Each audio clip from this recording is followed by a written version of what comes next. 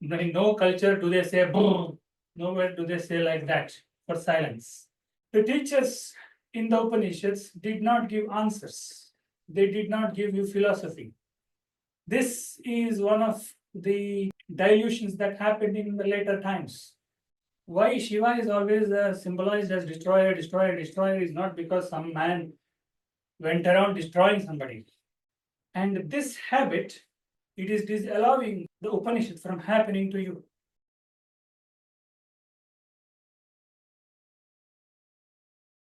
Now, some of you may know the meaning of the word Upanishad itself. You might have been told that it means sitting near the teacher. Upa means near, and Shad Dhatu is taken to mean sitting. That's a very superficial meaning, if you ask me. The actual meaning of the Shad Dhatu is destruction or falling. Upanishad means you are going towards your fall. You are not simply sitting near somebody and gathering knowledge. What we refer to as spirituality is a destruction process. It is a perishing process. It is a falling. It is not acquisition. It is not you going somewhere. It is not you amassing something. It is not you growing. People usually talk of the spiritual growth. I know it's a common term used, and even I may use it sometimes, but don't take these things literally. You are not going to grow somewhere. You are not going to rise. You are not going to become bigger. Upanishad means falling. And sometimes Upanishads do emphasize this. They very openly declare that this is a process of vinasha. This is a process of destruction. Actually, this has come into our day-to-day language because this is an innate longing of human beings. It is there in everybody, and subconsciously it starts finding expression in their language. So, if, for example, say we talk of falling asleep, we talk of when you lose your individuality, you talk of falling, or you say falling in love, or there are many other kinds of terminology used when it comes to romantic language. There, very explicitly, people talk of killing themselves, dying and killing and falling. They talk of all these things. So people innately realize that eventually what will give them fulfillment is some kind of falling. Whatever is standing up now, whatever is acting up, whatever is acting smart has to fall. And that is what is spiritual process supposed to do. When you approach this consciously, that is spiritual process. Already people are trying to do this erratically in many different ways, and it is getting expressed in our language also. People are already doing this unconsciously. If you approach this consciously, that's what spiritual process is, and that is what Upanishad is. You go closer towards your own fall. Something else may dawn, something else may rise, but that is none of your business. You don't talk about rising, you don't talk about growing, you don't talk about the becoming of something, happening of something. You don't bother about that.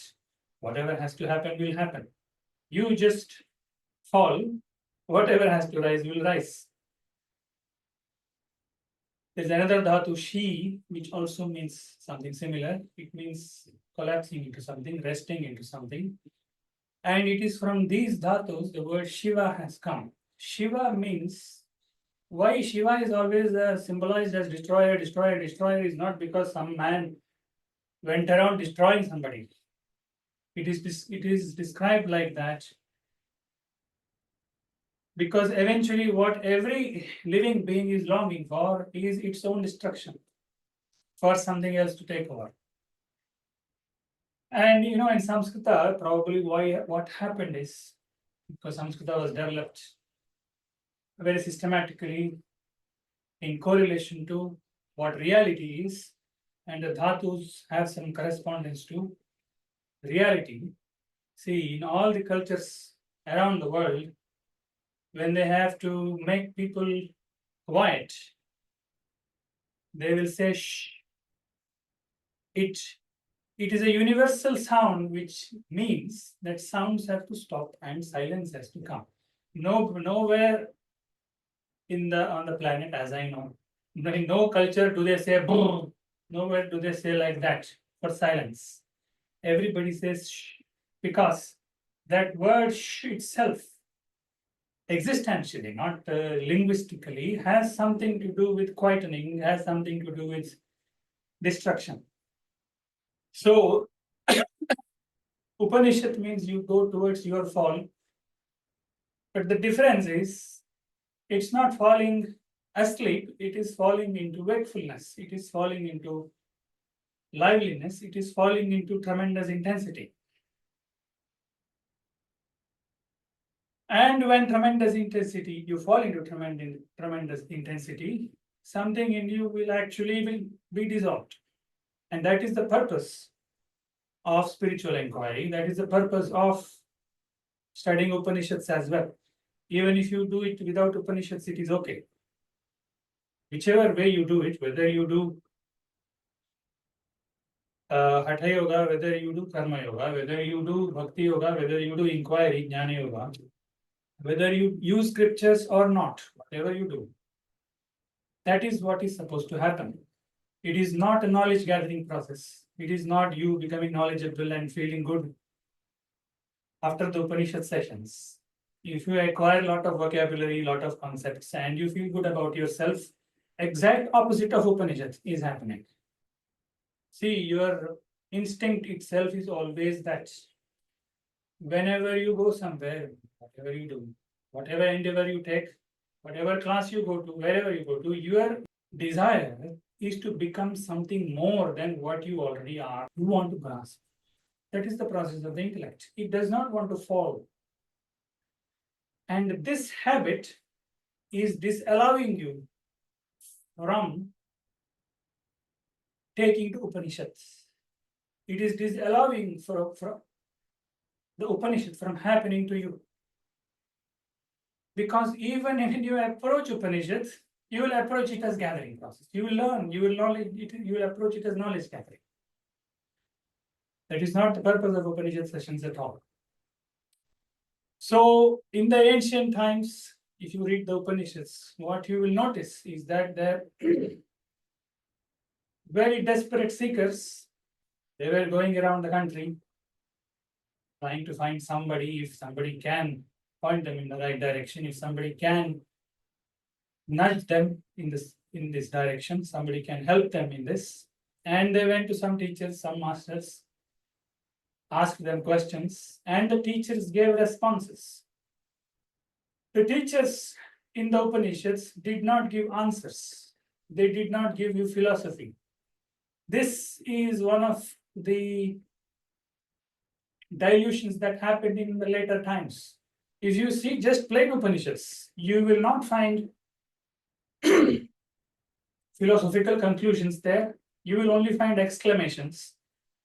You will only find poetic, paradoxical exclamations by teachers, which are meant to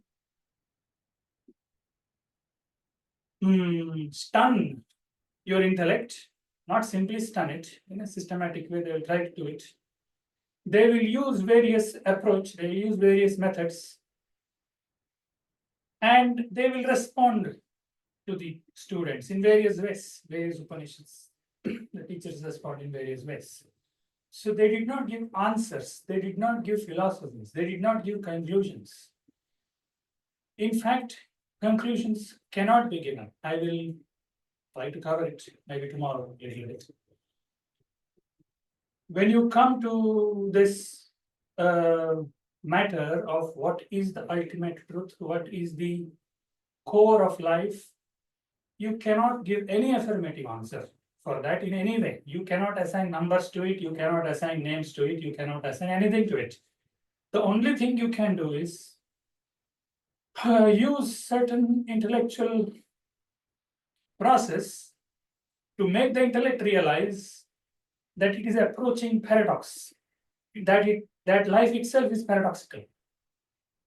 It is to make the intellect realize that I cannot proceed any further, and then it will gracefully halt and something else will happen by itself. When the intellect falls, something else will happen. It will by itself happen. You don't have to bother about it. There are some supplementary things also which can be understood by the intellect.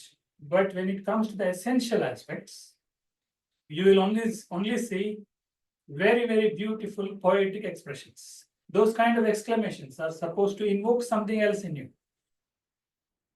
So Upanishads are not meant to give you knowledge. Apparently, they will.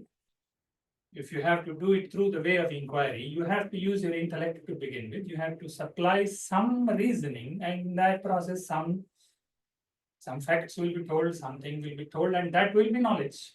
So the purpose of supplying all this supplementary knowledge, whatever it could be, even I will talk a few things like that. It is not to excite your knowledge faculty. Oh, I'm understanding, I'm understanding. Okay, you understand, but what happened later is more important after you understood that.